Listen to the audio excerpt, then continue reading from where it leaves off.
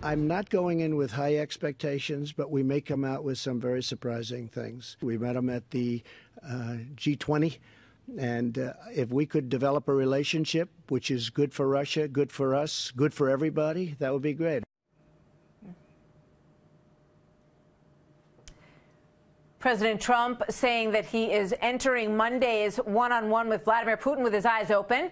And my next guest wants to make sure of that, having experienced firsthand the brutality of the Russian strongman. Bill Browder ran a highly successful investment fund in Russia until 2005, when he was abruptly expelled, and his company was used to perpetrate a massive tax fraud. He hired Russian lawyer Sergei Magnitsky to find out what was going on with his company and this infiltration.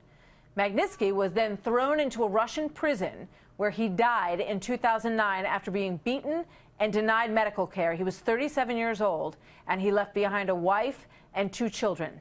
Ever since, Browder has campaigned to punish Russia, and he says that as a result of this, he has become Putin's target himself. Bill Browder joins us now with a reality check into this man and how his mind works and what he likely wants to get out of this meeting with President Trump. Bill, good to see you back on the program tonight. Thank you very much for being here. You recently were arrested in Spain, and you believe that that was put upon you by Russian intelligence there, right? Yeah, so about a month ago, I was arrested in Madrid, Spain. I was in Madrid to provide evidence to the Spanish prosecutor about money from the crime that my lawyer, Sergei Magnitsky, uncovered and was killed over going to Spain.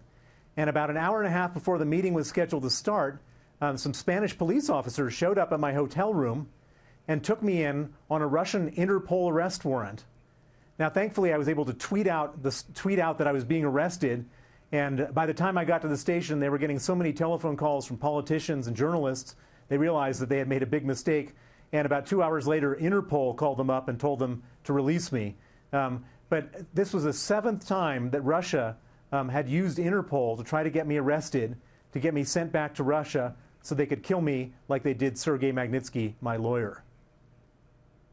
Now, what about, does the FBI contact you about this? Are they in touch with the fact that everywhere you go, you run the possibility of being arrested by a Russian warrant, essentially?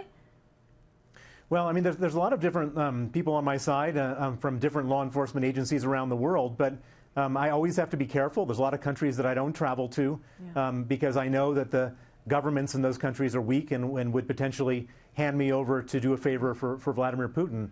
Putin is a cold-blooded killer, and Putin would love to get rid of me. The reason he hates me so much is that I was the person responsible for the Magnitsky Act, which imposes sanctions, freezes assets, and bans visas for Russian human rights violators. And because Putin and all of his cronies have so much money that they've stolen in Russia that they keep in the West, they really hate that more than anything. You know, everybody remembers the discussion about the Magnitsky Act and lifting it from that June 12th Trump Tower meeting that Donald Trump Jr. took with some of these officials who were connected to it. But the sort of common knowledge is, oh, that's not really what they wanted to talk about. They really wanted to talk about dirt on Hillary. Do you believe they were really there because they were hoping to get some in to get that lifted? Yeah, well, so, I mean, the one thing that everybody from that meeting, that Trump Tower meeting, could agree on in their depositions, and I've read all the depositions, is that the purpose of the meeting from the Russian side was to get the Magnitsky Act repealed. That was the main purpose of that meeting.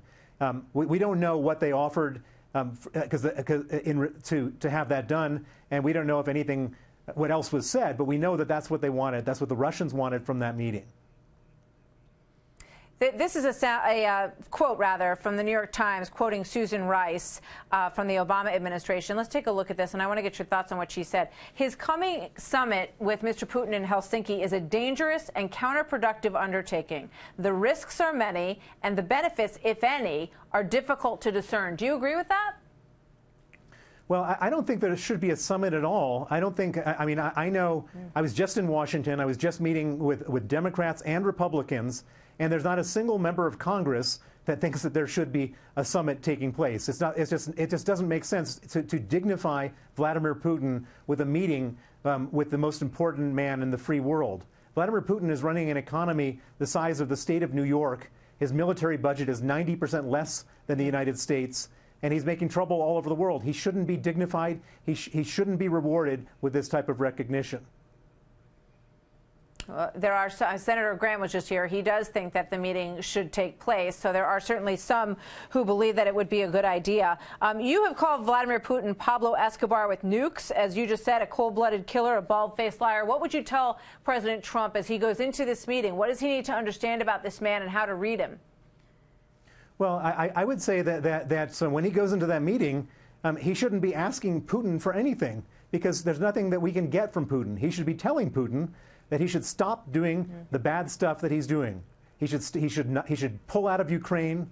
He should stop all this nonsense in Syria. He should stop meddling in elections in the United States and the UK and France and Germany. And he should just become a properly behaved world citizen. If he does that, then he should be recognized as being a player, a normal player in the Western world. And if he doesn't, we should come down on him like a ton of bricks, which we have the capacity to do as the United States, as UK, as France. In the West, we're bigger, more powerful than Vladimir Putin, and he should understand that we will act if he doesn't behave himself.